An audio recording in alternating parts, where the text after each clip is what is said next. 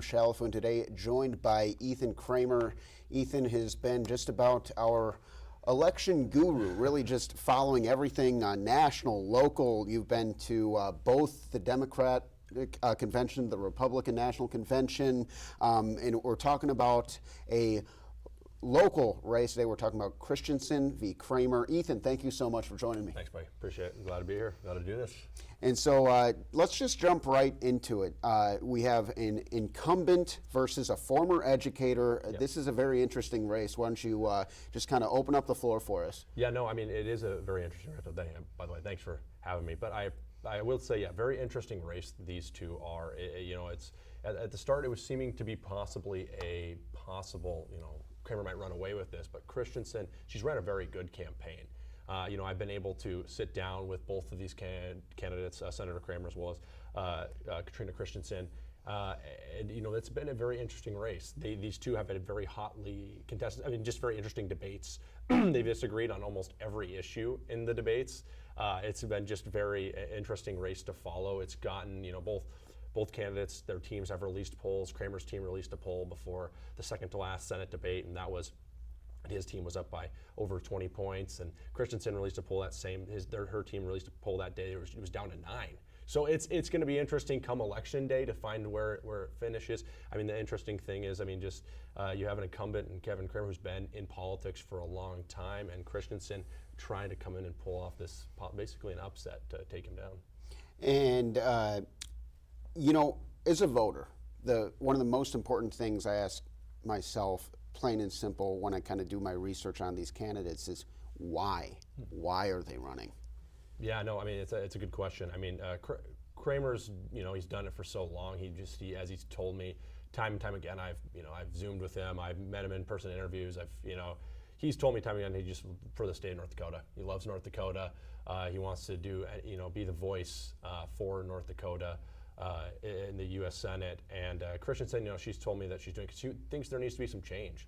That, she thinks that, Kramer doesn't need to be in there anymore. That's why she ran back in 2022 against Hoeven.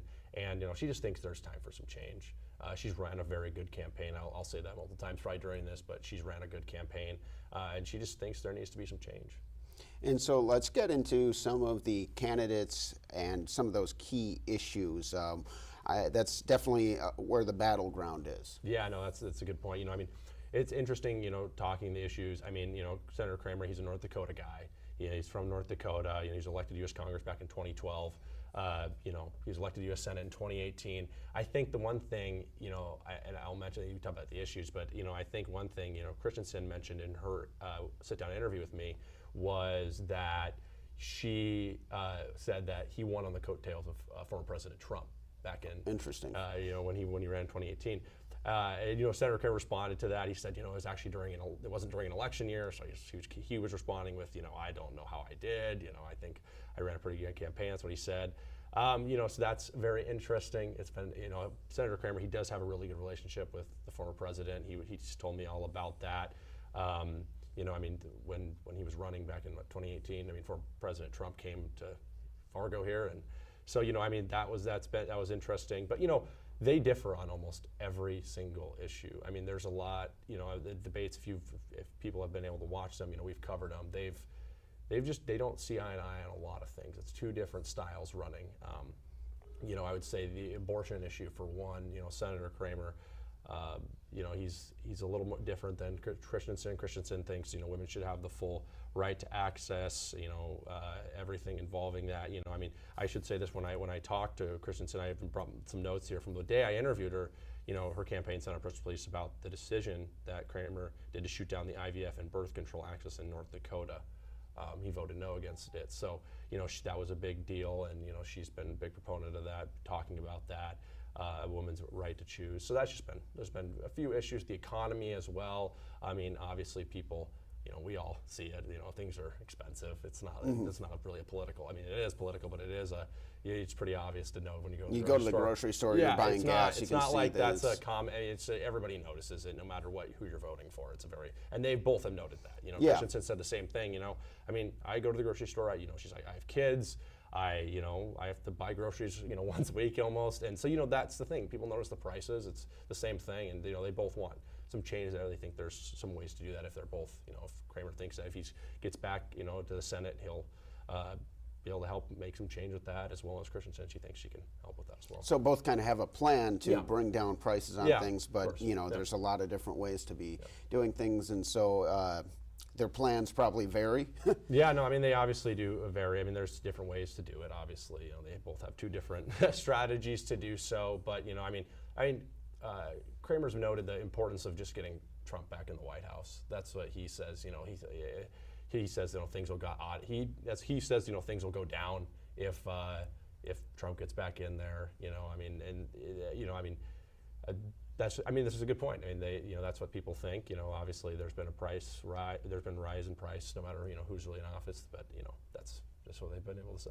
Yeah. Let's get a little bit into the background. Christiansen, interesting, not the first person to run from an education background. Now Cramer, the incumbent. Tell me about these people as people, not just candidates. Yeah, no, I mean, I will say, I've got to know them on the human level too. That besides the politics, they're both really, really great people to do interviews with. I've been able to talk, them off camera. They're just really great people.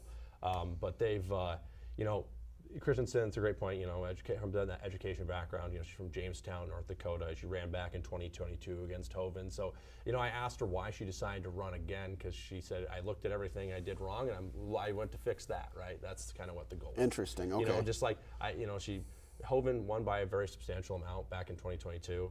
Hovind obviously he was the former governor. He has a pretty substantial plateau here in North Dakota. So she said she figured out everything she did wrong, and she thinks that she addressed that. And it'll be interesting to see. She's ran a lot of political ads. She's trying everything. Mm-hmm. She's even told me that she's outraised him and money wise. So she's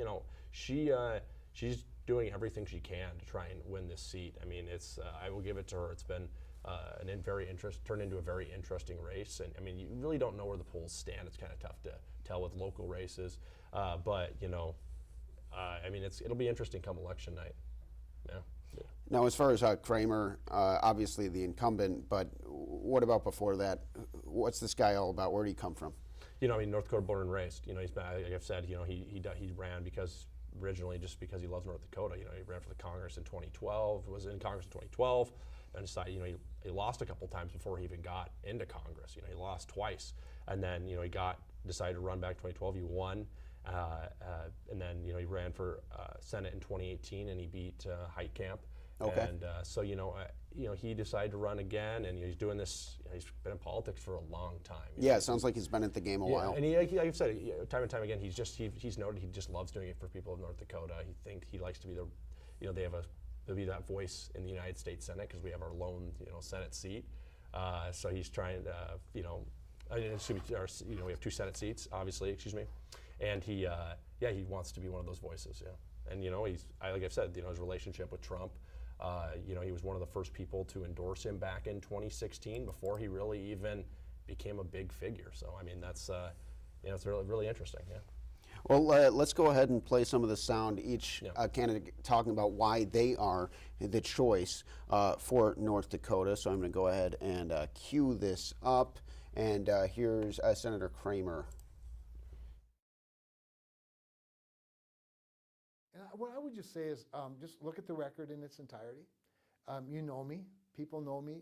I know them. The beauty of being a senator from North Dakota is we have such a small population, but we have equal power, and we have the opportunity to have an intimate relationship with the people that we work for. We love our neighbors. We know our neighbors. We know our communities. I know them really, really well. And I've always been there for them. I always put the communities and the citizens of North Dakota first in every decision that I make.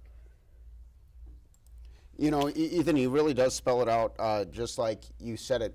The first thing he brings up is, the relationships he has with the people, claiming that he really knows this state. And so, it seems like you kind of hit the nail on the head. And that's a good thing to campaign on, frankly. When this is a big state with a lot of small communities. Yes. And people want to be heard. Yeah, no, and he tries to be that voice. That's kind of what his goal has always been, is to kind of be, he wants just to represent the people of North Dakota. He listens to people. That's what he's told me. He wants to help people with wherever he can. And, he lives over in Bismarck, and I mean, he travels all over the state trying to meet people and doing all that. So I mean, that's what that's just what he said time and time again. He just wants to be that voice for people in North Dakota.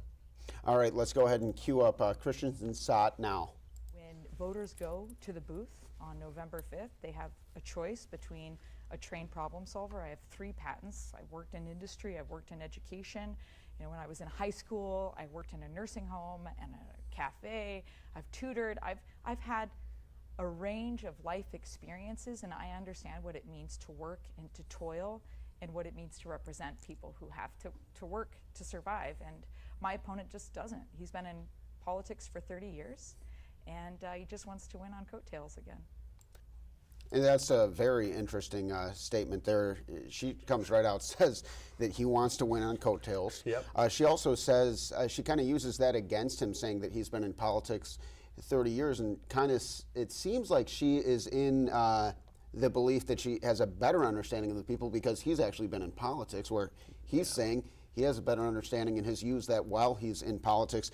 But that's the beauty of these elections. That's what it's always interesting to see what goes down, but it's interesting to watch too and see some of the gamesmanship at play there. And you can see, as you talked about, the debates had their moments. You can see how both of them kind of, They just disagree on a lot. Yeah, they do. I mean, that's just really kind of what it is. They disagree on a lot. It's 2 very opposite kind of candidates. Stand on obviously a lot of different issues. But I mean, yeah, she has said that multiple times. That he won on the coattails of Trump, and he's been in Washington for so long. And I mean, she just, as I said time and time again, she just says that there's time for, that's what she said, time for change in Washington, and she thinks that she'd be just a better fit in Washington as a United States senator than Cramer. Yeah. Well, thank you, Ethan, so much. We got another good one. What do we got coming up next week? Yeah, no, next week we'll preview, we'll talk about the Kelly Armstrong and Merrill Pepcorn, that race. I mean, Kelly's got a pretty substantial lead according to some polls right now, but, I've talked to both of those candidates, both good candidates, but yeah, it'll be interesting to discuss that with you next week. Excellent. Looking forward to it. That's once again going to be Tuesday, 2:45, right here on Valley News Now. Adam Chalifoux with Ethan Cramer. Thank you, buddy. Great to see you. Thank you all for tuning in, and we'll see you next time.